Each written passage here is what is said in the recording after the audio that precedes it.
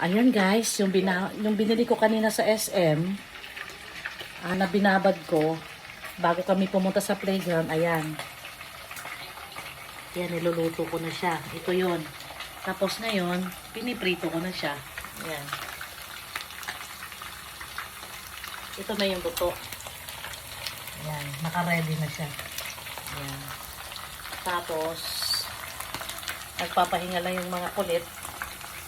Nandoon sila, nanonood ng TV. Ayan. Nilalayo ko yung cellphone kasi mabilis mag-init itong itong iPhone. Kaya nilalayo ko siya. Sa kwarto ko. Ay, pwede naman sila ni Zia din sa kwarto. Sila ni Joanna. Si Zach kasi ano? Si Sak, ewan ko kung sasama si Sak doon din na siya. Pero si Sak ko sa akin yan.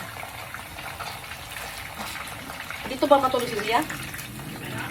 Dito ba matulog?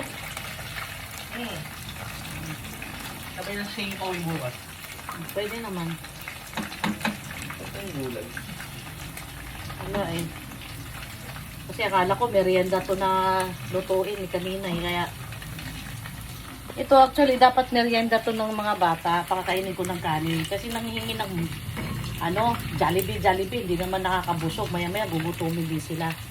Ang kalalabasan, naging hapunan. Kaya niluluto ko ngayon, hapunan. Kasi, hindi na kami uwi. Uwi sana kami ngayon.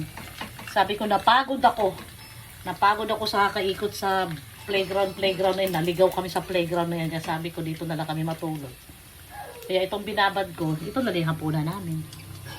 Kaya, tuwan-tuwan naman sila. Nandito na papasok kasi pag napagod din sila.